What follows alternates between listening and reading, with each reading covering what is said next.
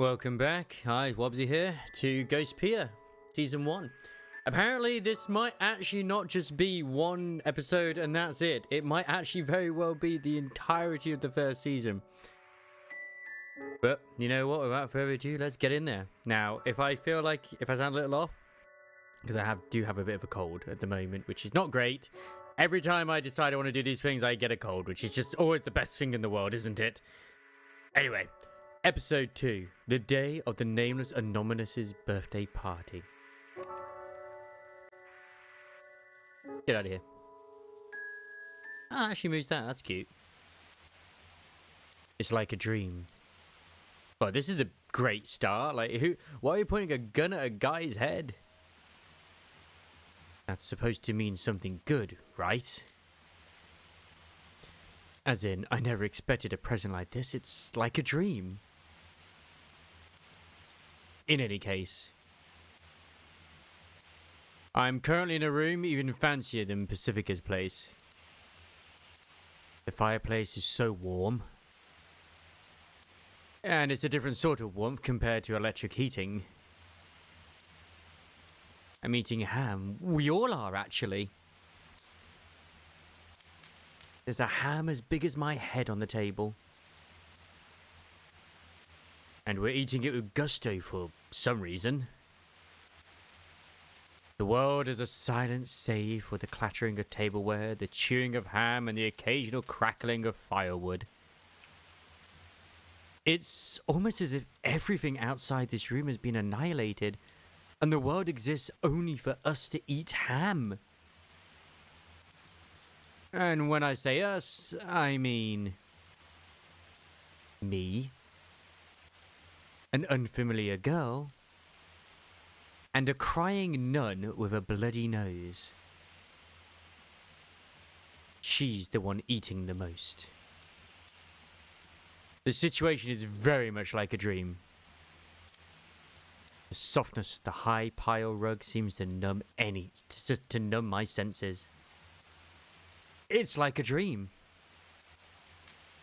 I ponder that thought once again. This situation we're in is indeed like a dream. But is that a good thing?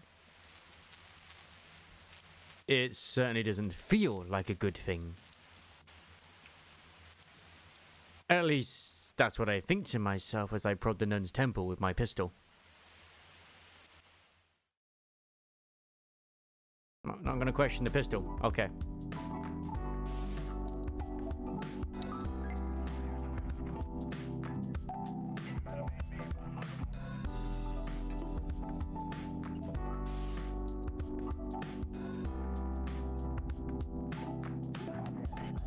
That's the nun we just saw in the beginning.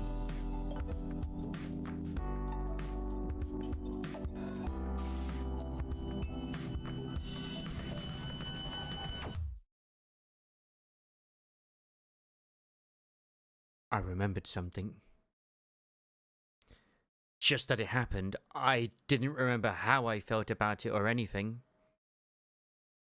It was as if I was simply watching a slideshow in an empty audiovisual room.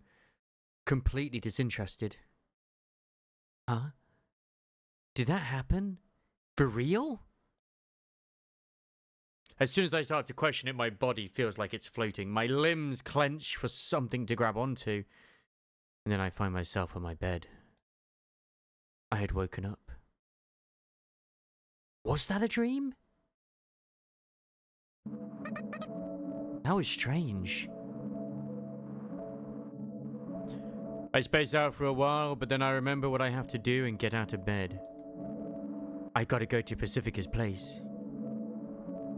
Pacifica wanted to throw a welcome party for the new ghosts in town, which I thought was an interesting idea.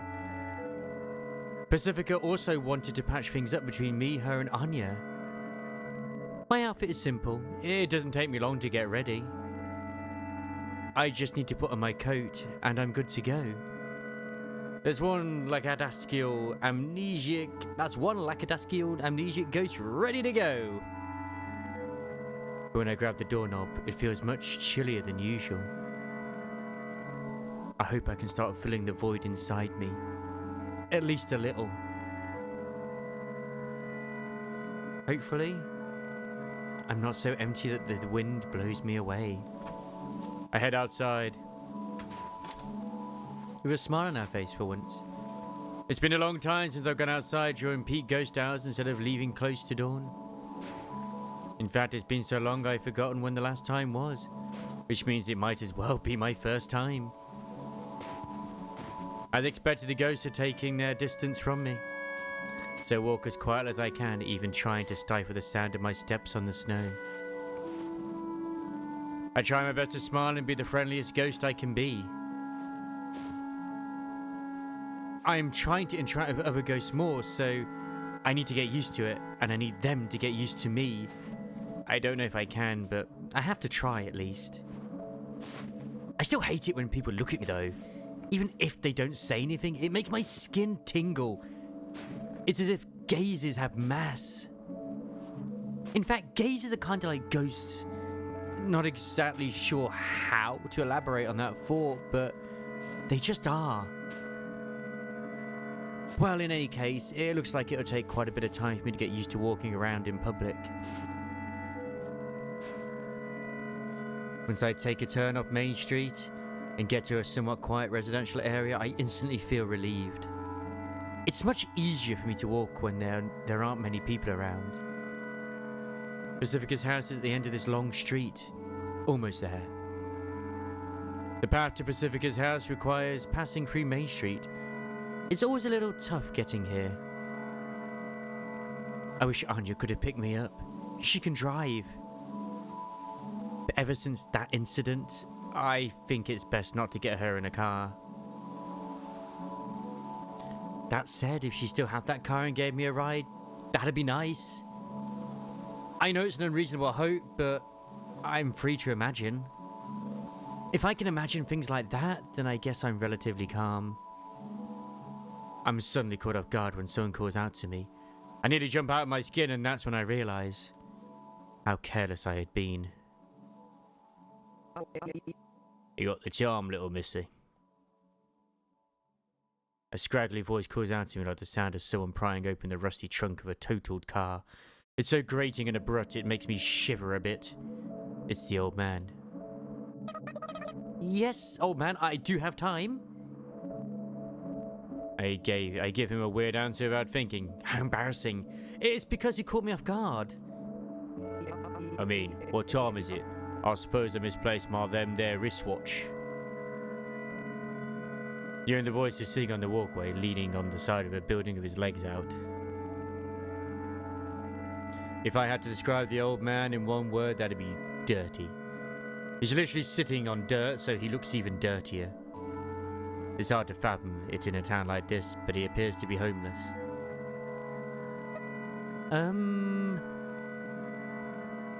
If he doesn't have a home, he probably doesn't have a bathtub either. That said, I've got both a home and a bathtub, and I rarely bathe, so I guess I'm not one to talk. So do I look this disgusting to other people? Oof. How do I explain this? This town doesn't do clocks. The very concept of the passage of time doesn't exist here. So you don't have calendars or clocks. You just have a psychological sense of what time it is, I guess. I never really thought about it. Maybe it's just me being stupid and everyone else does indeed have clocks and schedules to keep up with. I feel kind of lonely when I think about it like that. Could have sworn I had it, but it's gone now. What a bummer. He was always accurate and liable. Told me it was waking time, lunchtime, and that time, of course. The old man's accent is so thick, it's a little hard for me to understand. When he stops talking, it gets real quiet. I can hear the bustling of Main Street in the distance. It's like the roar of waves. My ears start to ring. Honestly, I don't feel like talking for long. I could just run away from it all. But I want to be a good and proper ghost. So I decide to answer him honestly. I don't have a watch, so ask someone else, please. Okay, bye. I start walking before I finish talking. Oh, it right there. Beep. I freeze at his sudden yell. My wife said she'd be back by 3 o'clock. That's what she said. So wait, but she ain't come, so at 3. I'll go look for her, but she ain't nowhere to be found. Well, my wife be back soon. The kid came back, so I think. Someone's holding her back, right? That priest. Guy was all like annoyed and such, so really. So now I know. Like I always ever knew. Someone must have stolen my there wristwatch. Beep. I'm scared, and I got a feeling that things are only gonna get worse. My wife just said you're the culprit. He's clearly not in his right mind, but I think we're somewhat alike in a way. No, it wasn't me. We've both lost something, but I'm not sure what. It's a cruel irony to wander around looking for something when you don't even know what it is you're looking for.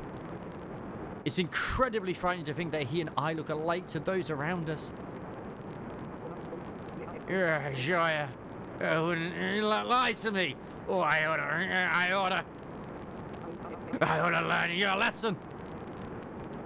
As I give him a look of pity, I imagine the very same look being pointed at me by Pacifica or Anya. Just thinking about it is so... I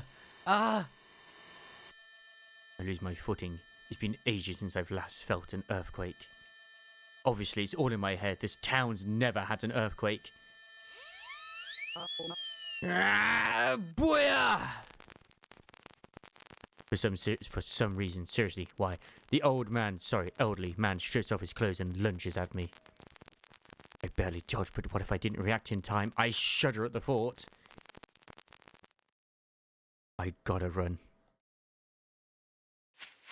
I slip past the elderly man and head to Main Street.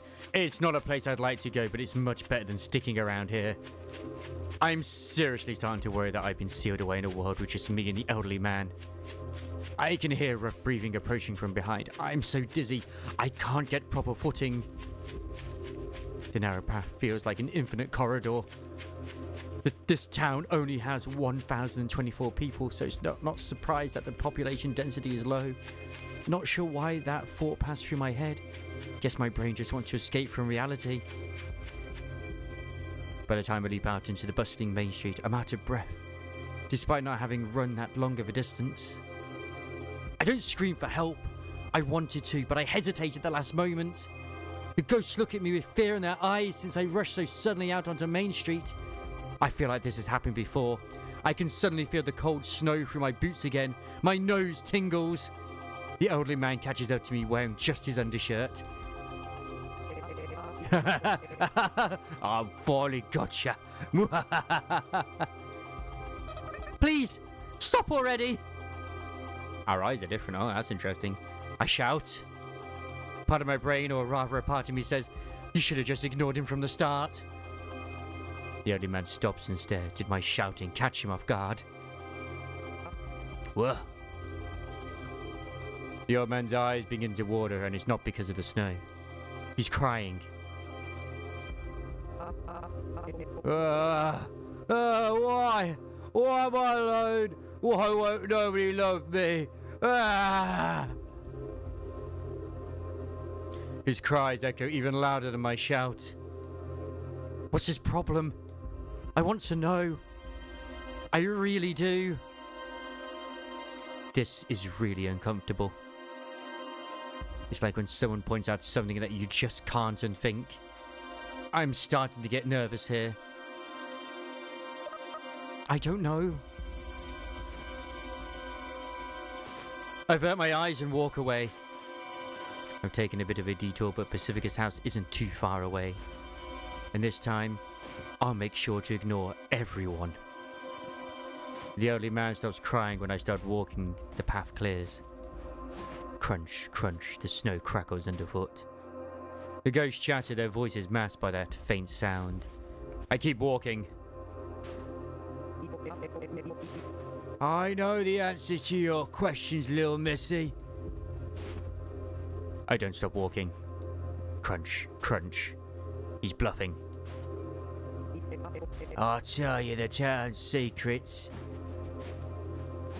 Crunch. Don't stop walking, you idiot. Sometimes the local crazy man's the one who's the most sane. You want to know why we're here and what exactly this town is, don't you, little missy? I turn. Oh boy. I turned around. Didn't I? A minor blunder. The whispers of the ghost and all the other various smaller sounds seemed to fade into the distance, as if I had turned down the volume knob on the TV little by little. I can even hear a static noise deep within my ears. The elderly man notices my piqued interest and hums to himself in satisfaction. The glitter in his eyes is somewhat frightening, but also somewhat intriguing, which is why I can't just look away. Everyone, and I mean everyone's gotten used to it, but this here town's strange, don't you think? The noise in my ears gets louder. Do you think it's strange, and so do you? We the same? No. I don't want to be put on the same level as this elderly man, but that's not the only thing that's making me uncomfortable. But we are alike. Don't you think it's time we joined hands? I'm scared, but why? It's probably because I'm not mentally prepared to hear the answers to the questions I've always had. Now that they're within grasp, I'm faltering. Together, we can put an end to this here sealed away era.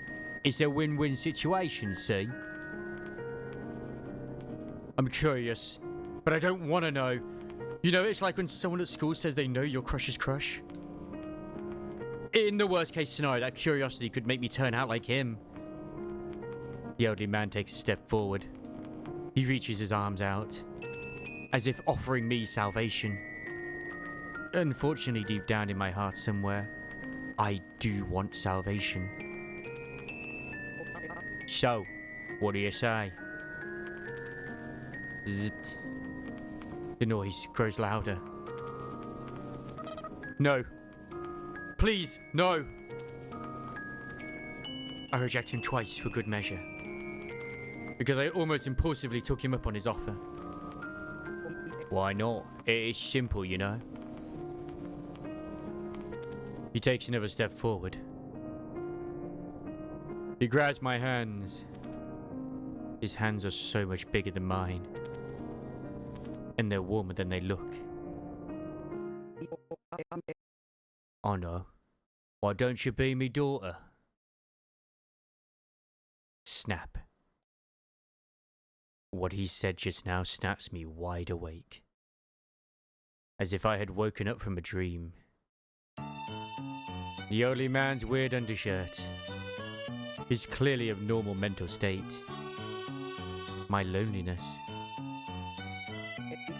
Well, things are a bit backwards from our plan, but it's no biggie.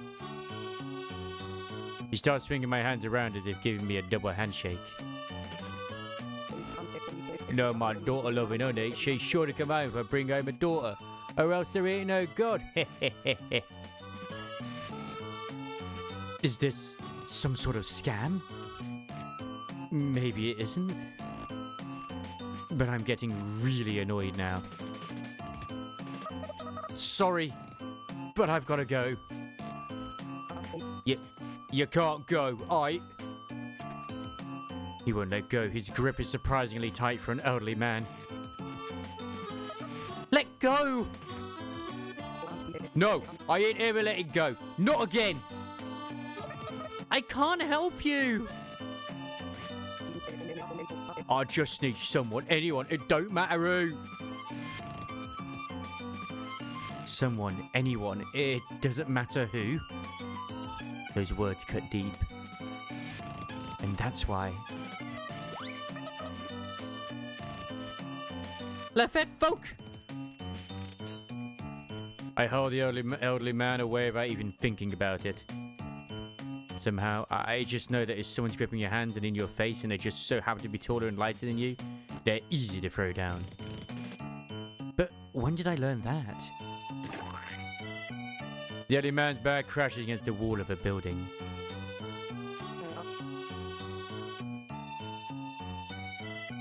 He says only that before losing consciousness. I mean, we can't kill him as a ghost, so it's, you know, it's fine. If it doesn't matter who it is, then pick someone else. Anyone other than me. You probably can't hear me, but I just wanted to say that. I feel a bit more courageous now. But that must have lost me some points with the town's ghosts again. Phew. Oof. I thought I'd be more shaken after injuring someone, but oddly enough, I'm not that shook. I'm calm enough to walk and think about how long it would take me to get to Pacifica's, and if word of this incident was spread. Crunch, crunch, crunch. Oh right, the new ghost should be here by now. Crunch, crunch. I'm sure Anya's going to talk about me in an exaggerated way, and Pacifica will rebuke her for it. Crunch, crunch. And that's when I come in, calling Anya names like Poopy Doo-Doo Head, and Pacifica will agree with me. I wonder if the new girl will laugh. I bet she will. Crunch. I can't wait to see them all. Wee-oo, wee-oo, wee-oo. A siren. Coming from behind. No way. I think to myself, only for the police car to pull over behind me. Oh, for crying out loud. The audio feedback of a megaphone screeches. Oh, this is the police. You, stop right there and turn around slowly. Megaphones always give voices a particularly grating sound. Gee, officer, I didn't know there was a speed limit for pedestrians. If only I could throw out a light-hearted joke like that. I hesitate for a few seconds before turning around. And as a meaningless token of defiance, I turn around at a normal pace instead of just slowly. As a coward, that's about as much resistance as I can muster. But that's enough resistance for the man to pull out his gun as soon as he comes within eyesight of me. He's even making sure to partially hide behind the cover of his car door. Look, I don't have a gun or anything, okay? Though I guess I can't help it since I'm an ex-convict. I understand, but that doesn't make it any better. Okay, boys, it's your first job in 9,990 years, so get ready. The location's it. He's probably calling for reinforcements on the police radio. I wish he'd cut it out, but unfortunately, all I can do is watch. Over. The suspect is... the ninja. Again with the ninja talk. Why do they think I'm a ninja? I'm not a nit... just turn yourself in, please. We don't want to have to do anything either, you know. Just want to talk. I'm pretty sure talking counts as anything. I almost forgot about it, but that's how cops are. They have this annoying way of acting all buddy-buddy.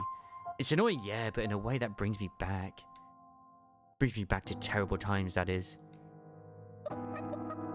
I didn't do anything wrong.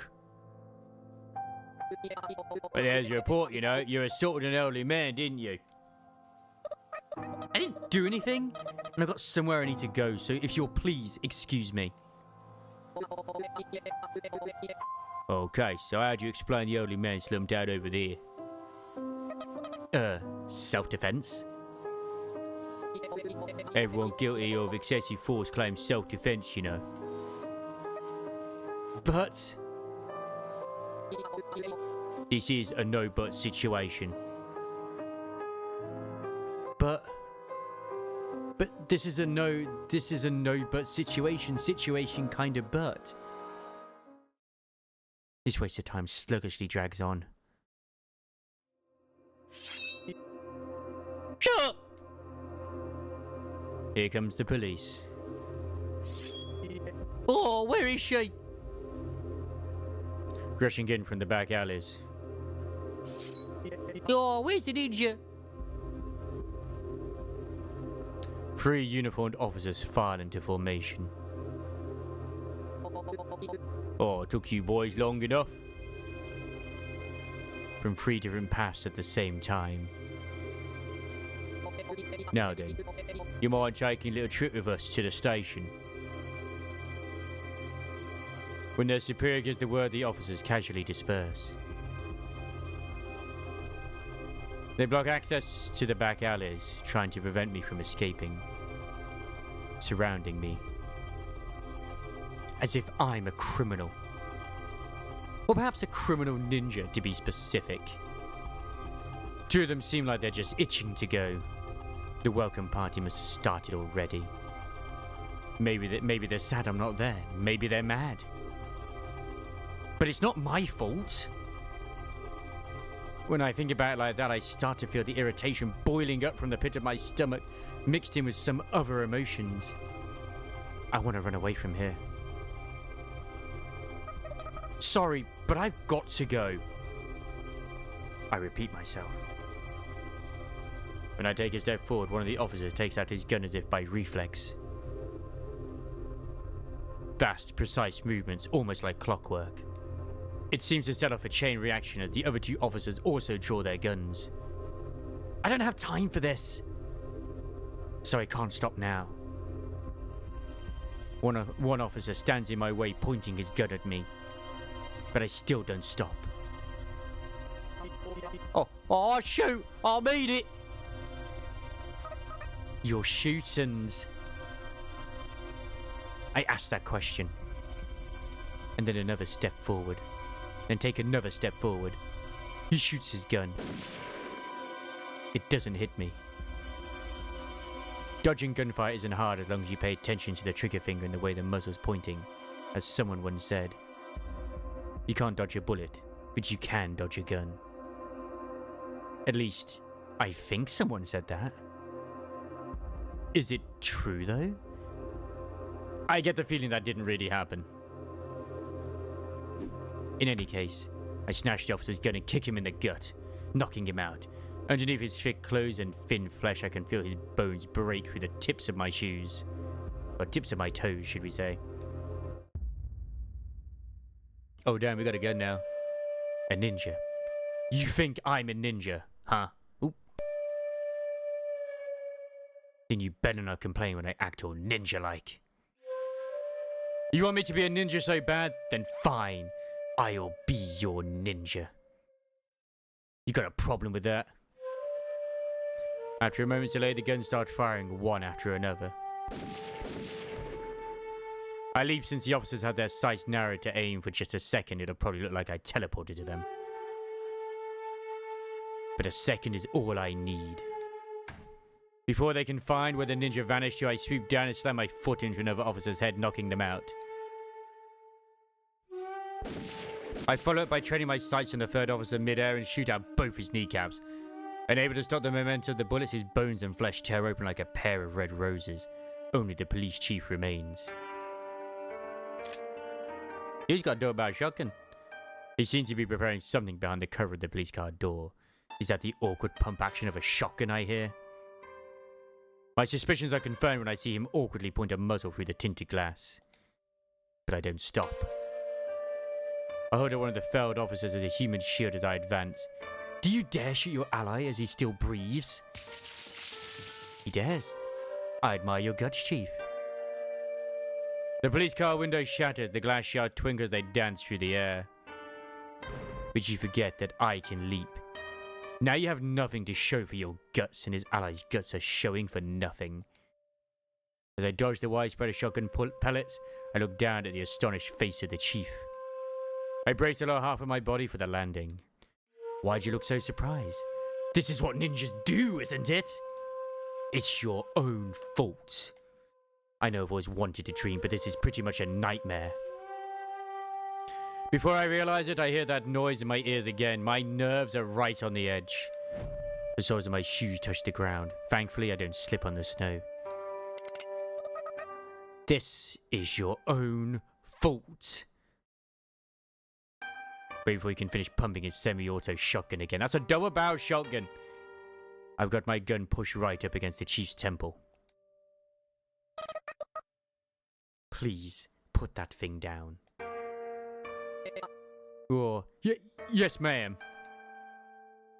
The chief lets go of his shotgun. He also relinquishes his pistol without me even having to ask. What a reasonable guy. I kicked the guns away. It wasn't my fault. Yeah, I'll believe you, really. But the priest. Priest. At first I'm caught off guard to hear that name. But it makes sense when you realize the priest has the police in the palm of his hands. Or, he told us to protect the town if the ninja ever got violent. Is the priest the one who labeled me a ninja? Yeah, maybe. I'll guess. I lower the gun. I put it in my pocket. I dust off my hands. Tell the priest he can go to hell. Huh? That makes twice today that I've sent a guy flying through the air. Oh, $7. The police investigator yells the name of an obscure marine organism before falling unconscious. He's heavier than the elderly man, but I still pull it off. We definitely are trained in some way. Guess that's one more reason to hate the church. I toss the officers' guns into the trash and start heading towards Pacifica's once again. There's nothing odd in particular about the rest of my journey. And I'm not just saying that because of how bizarre the journey has been so far. I just mean, I keep walking, make progress, and eventually reach my destination.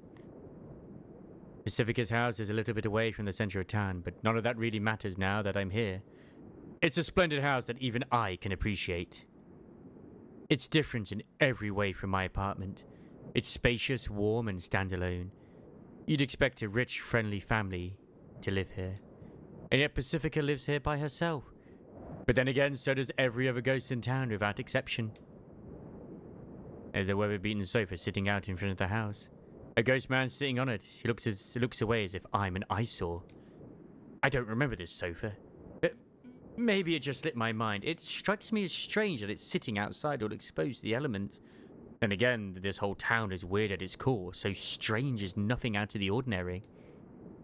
Now that I think about it, I remember this being the sofa Pacifica picked up from the garbage dump when we did garbage collection yesterday. I'm half relieved that I remembered and half sad that I forgot. The positive and the negative cancel out to zero inside my heart. I ignore the man and head to the door. After just a second of hesitation, I ring the bell. Hi Pacifica, I just took down some police. I resisted arrest and also got one of them sort of forced to revive. An expensive looking house. The doorbell sounds surprisingly cheap. I sent them back to the bonfire. Or the garbage heap. The garbage heap. This world is just... I wouldn't be surprised if this game has actually been somewhat inspired by Dark Souls. In that sense. After a moment of silence, the door opens abruptly. The thick panel of wood is almost perfectly soundproof, preventing me from hearing anything that might be going on inside. Yo. Contrary to my expectations, it's Anya who shows up rather than Pacifica. Oh, hello? I feel like I've stumbled at the first step. I panic a little bit, just a little, so I'm able to act naturally. Nice weather we're having. It's night and snowing. Ow, ow. I stumble, stagger, and fall flat on my face. Metaphorically speaking, not physically. That's just what it feels like. Kinda hurts. Well, whatever. Come in, we've got coffee, black tea, and some weird herbal tea or whatever. What would you like? Anya heads back inside, beckoning me in. I follow and shut the bulky door behind me. The various sounds of the streets suddenly fade into the distance. Even sounds I didn't realize were there until they're gone. I went with coffee, one sugar. Why are all the drinks at this girl's house so good? They must be so expensive, so bourgeois. I think that's how you say that word. I don't know for sure. Saying that, Anya leads me through the hallway towards the living room. Oh, it's a very pleasant house. This is cute. There's a nostalgic smell, the smell of town ghosts. A sweet, heavy smell reminiscent of a honey-scented candle. Since they disappear in the sun, sometimes it feels like the only real thing about them is their smell. When I enter the living room, the smell gets even stronger. The room's decorated colourfully and cheerfully for the whole welcome party. There's a fireplace, but it's just for show. The room is actually heated by a large, noisy heater.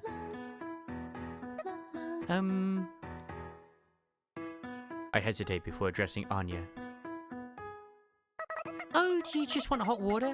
Sometimes you just want to drink plain hot water to feel something, huh?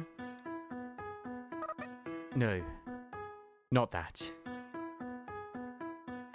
Anya can be kind of dense sometimes. Not that there's anything wrong with that, it's just how she is. You just gotta be direct with her. Where's Pacifica?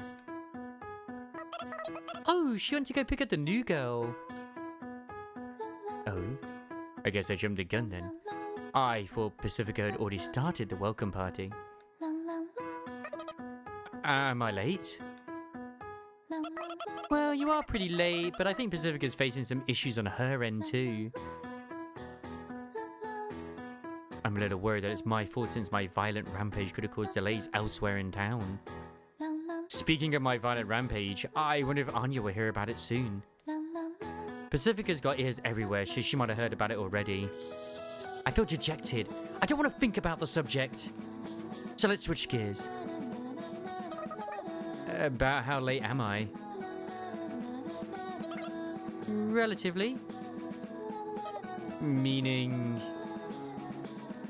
Look, if we had an accurate sense of time, you wouldn't say things like 9,999 years. I slip up again. But I guess the positives and the negatives cancel out to zero again. Because now I know for sure that the early man's idea of 3 o'clock is nowhere to be found. I suppose you're right. Here. Anya hands me a mug. The coffee inside is so pitch black that it almost looks like tar. You're not going to say you don't want any, right? You used to drink this a lot after all. Thank you. I drink it down. It seems sweeter than what I drank yesterday. Is it good? Probably. What's that supposed to mean? Anyway, here. Anya hands me a tin can the size of a matchbox. Thank you. Looks like they're mint-flavored tablets, which I don't think is a good match for coffee, so I put them in my pocket.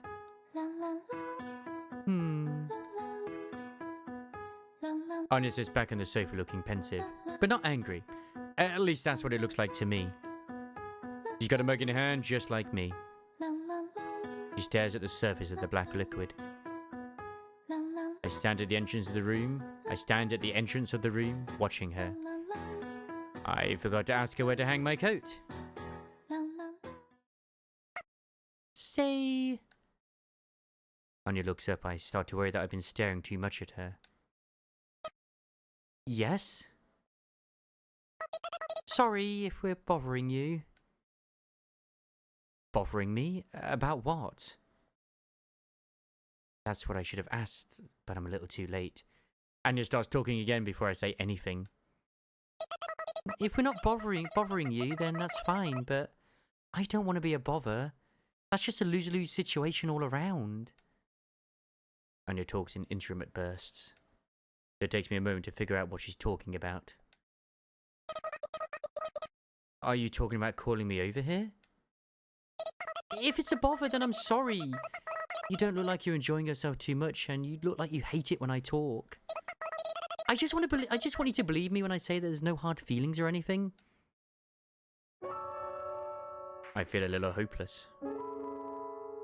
Though I don't know if hopelessness is something you can feel just a little of. It feels like just a teensy tiny part of your heart has been crushed. Overall, you might not be that hurt, but you feel hopeless in that small aspect. It's not like I hate being here with you. I say that loud and clear. I swear it. I suppose the obvious explanation here is that I'm lacking in sociability. I should have smiled more. I should have come here sooner. Anya doesn't know about that scuffle I had outside, so she thinks I just dragged my feet to get here. I don't hate it at all. Anya looks at me. Now it's my turn to look down at my mug. Except I already drank up most of mine. So I've got no choice but to look back. But to look back up. Well, okay, but... Anya looks at me again. With sad eyes. Eyes that make me sad too.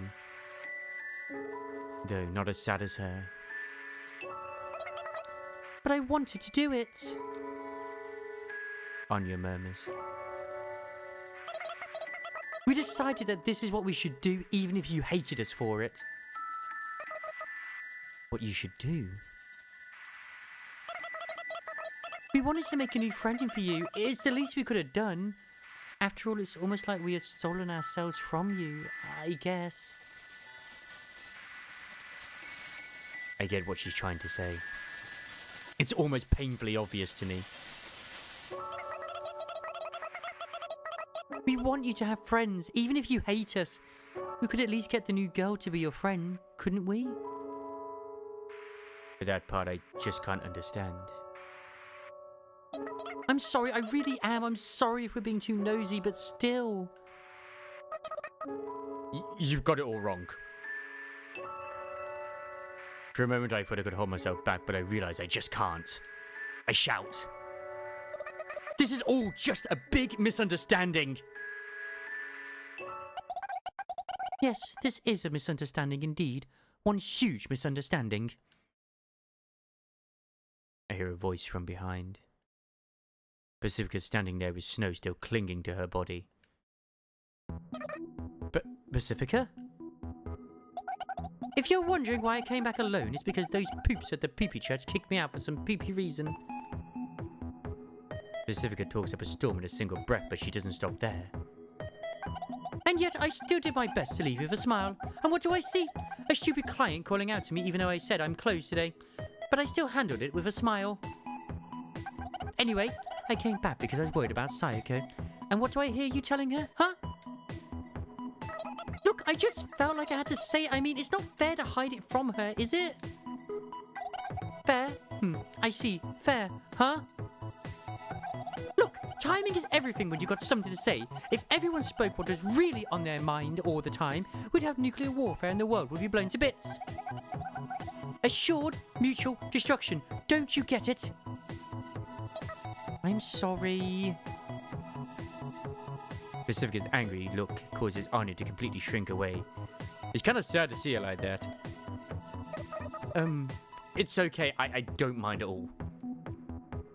I speak louder than I anticipated. The gloom in my heart seemed to have dissipated. I suppose the gloom was blown away by Pacifica's whirlwind of complaints. That must have been her intention from the start. She's always one step ahead of me, huh? She's trying to make me a friend. It makes me happy to think about it like that. Why don't we just leave it at that?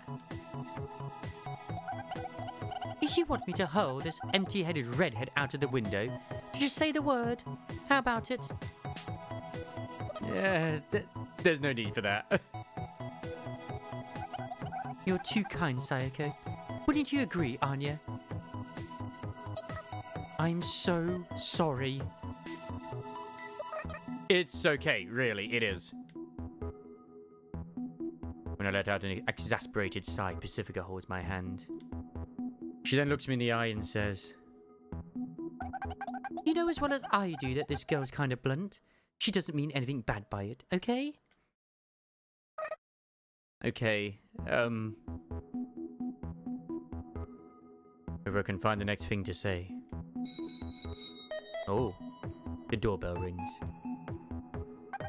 Anya? Got it. Anya goes to the door in Pacifica's stead. It's probably that client again. Just tell him I'm busy today. Gotcha. Anya slowly disappears down the hallway. So slowly that you can clearly see how annoyed she is. So, what were you trying to say, Psycho? Oh, I was just thinking about how amazing you are, Pacifica. Thanks, but what do we do now? We've got to take that girl home somehow. What's she like?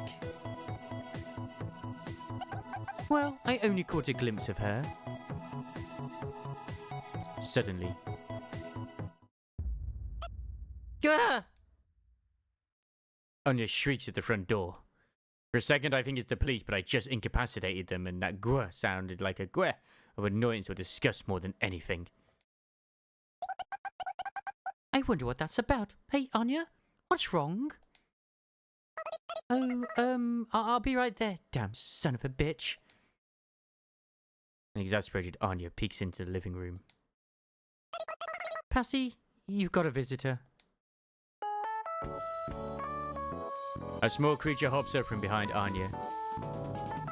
Or at least that's what it looks like. It's obviously not an animal. Oh, thanks for inviting me even though you're so busy. Phew, what a lovely house you have. You weren't invited. The small creature is actually just a child. Well, I'm not exactly an adult myself, so am I a child too? I don't think I gave her childish vibes though. Do people only see others as children if they think of themselves as adults? See what I mean, Gwe? Am I right? What evil have you ushered into my house? Zigga furrows her eyebrows. This little girl couldn't possibly be that harmful. Could she? Oh wow, you must be the ninja everyone's talking about.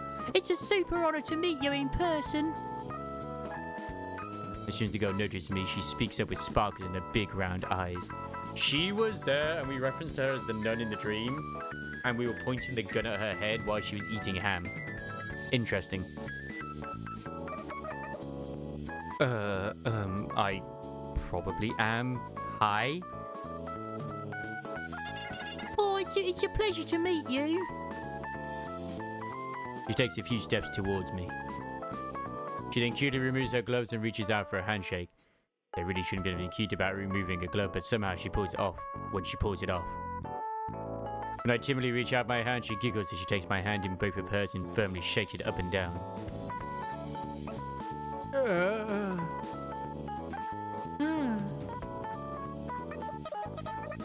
What's with the disgust? She seems like a polite young girl. That's exactly why. Say, Clara, shouldn't you introduce yourself? What? You're right. The girl named Clara hops back, straightens her posture and looks me in the eye again. My name's Clara. I'm an apprentice nun at the church. Please bear with me as I learn. She bows her head. Not her upper body, just her head. An awkward gesture for sure, but that awkwardness only adds to her cuteness. She's got a very cute face, but she doesn't seem to realize it herself. It's like she's trying her best to please everyone in her own way. She's perfect because of her imperfections. At least that's the impression I get from her. See?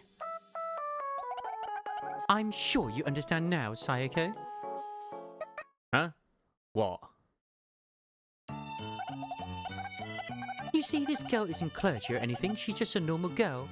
But she's always around the church because she adores the priest. So you hate her because she's a church spy? That's about a third of the reason why, yes.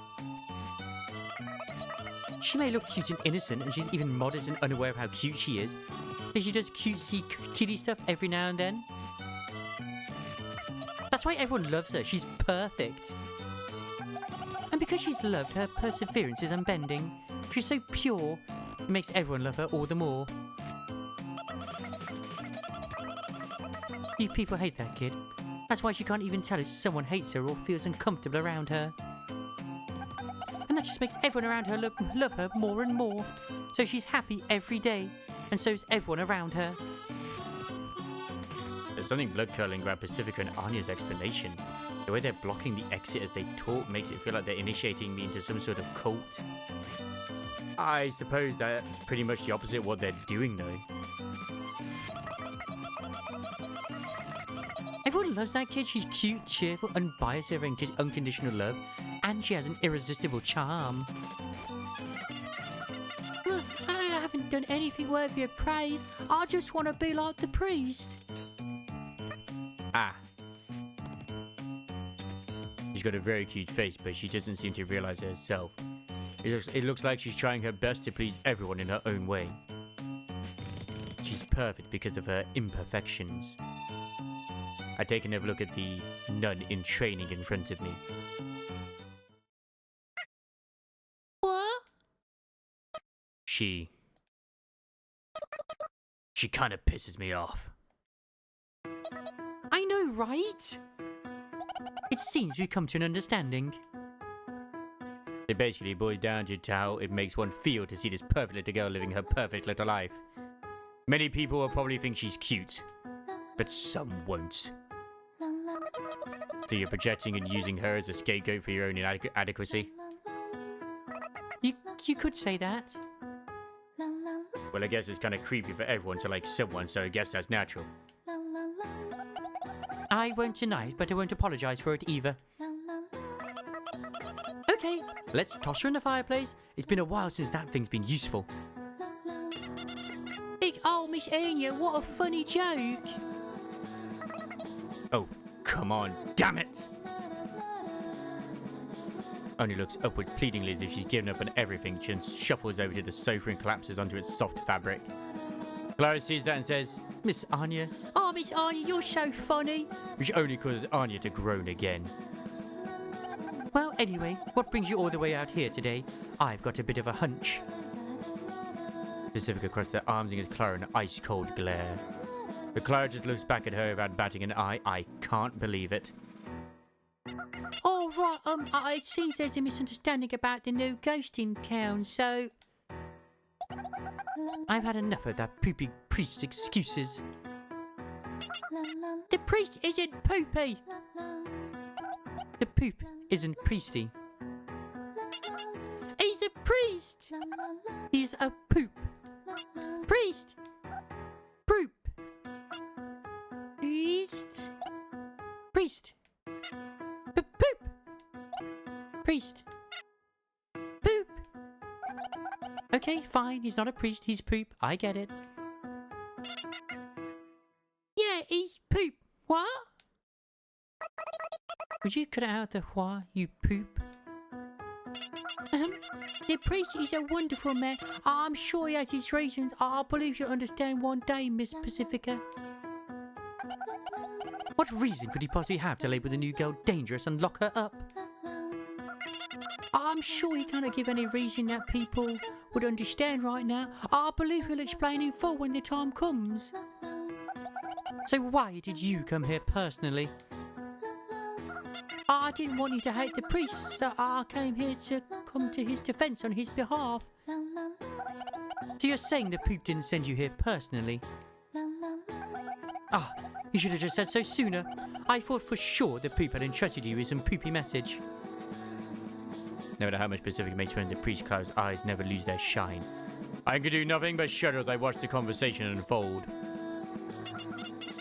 The priest delivers the word of God to us, and Clara wants to deliver the word of the priest to everyone. Anya? I heard you. Poop, poop. Don't bother with the fireplace. The window will do. It saves us the trouble of cleaning up. You think so? I just thought that girls would pull the whole cutesy act deserve to die in a fire. Hey, this isn't the time to joke around. I'm not leaving until this misunderstanding is cleared up. I know that you'll understand. Clara shuts her eyes as if completely pleased by her own words. She's acting like a ghost. As in the sort of incorporeal ghost that's tricky to deal with since any attacks phase right through it. A troublesome spectre that's always present and can never be interacted with. I see. Please leave. You can either leave through the door or the window. Your choice.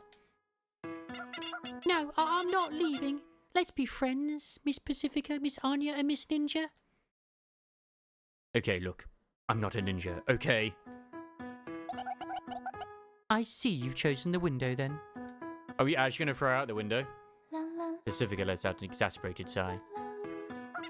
I won't give in to fear. You're the ones who are afraid, but it's okay. Everything will be okay. God loves all his children after all. Pacifica. Amen.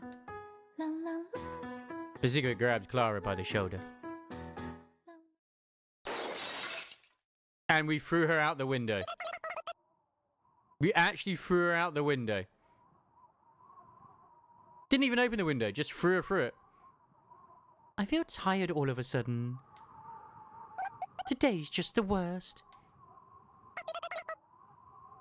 What were her final words?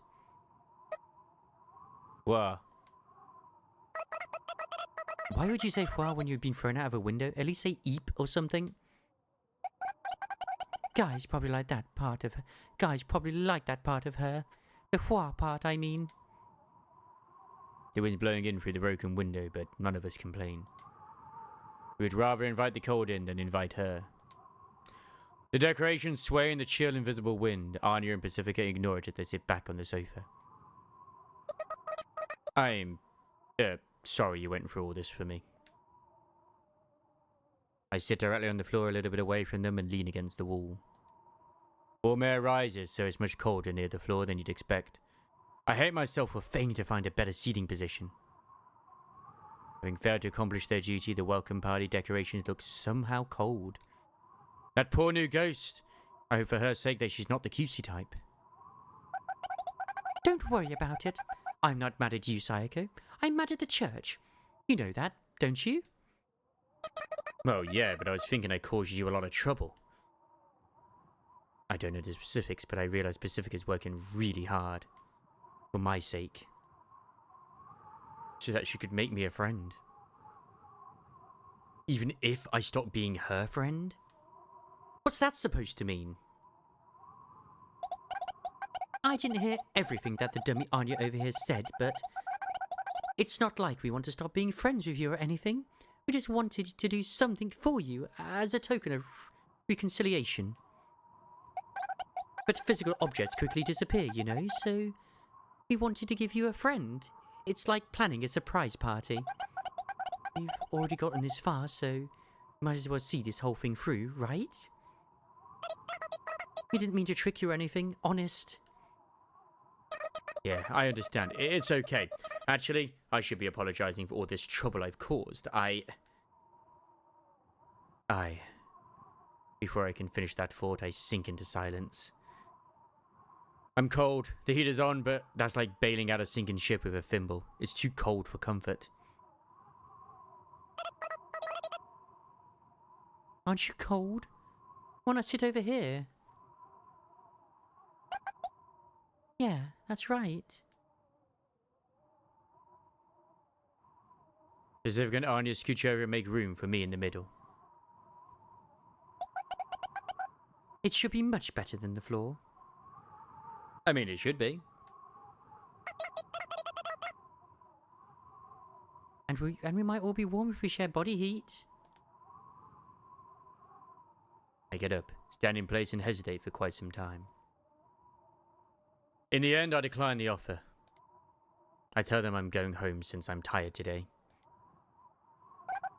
Okay, sorry about today. I'll plan a bunch of stuff and get it all prepped by tomorrow, so please come back once you wake up. I'll be waiting. Let's drink coffee again. Sure. Okay, I'll see you tomorrow. Wait, let me walk you. I tell her that she can just walk me to the entrance as we part ways. The moment the door closes, I can hear Anya's voice through the gap saying, maybe I should go home too. The sky's still dark, there's still ghosts coming and going around this time. Considering the whole commotion earlier, I should probably avoid Main Street. I walk stealthily, avoiding contact with others. I don't feel especially cold since it was already pretty cold inside the room. They wanted to make a new friend for me. That's what those two said. I feel like that's part of why I was so intrigued by the idea of a new ghost in town too. Anya, Pacifica and I have ended up getting ourselves quite the reputation. A new ghost should be convenient as a friend since she won't be aware of any of the town's history. She's equally distant from them. From everyone, so if we get to her first, we're sure to get on her good side. That's probably what I've been subconsciously thinking. The subconscious is an amazing thing, huh? I think my subconscious is smarter than I am. So in other words, their present matches my needs. Regardless of how they try to show it, they treat me like a friend. It truly does feel like a present. But if they want me to have a present, even if I won't be their friend anymore, it doesn't really make me happy.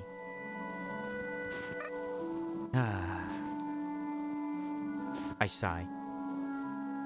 I want to be friends with them forever.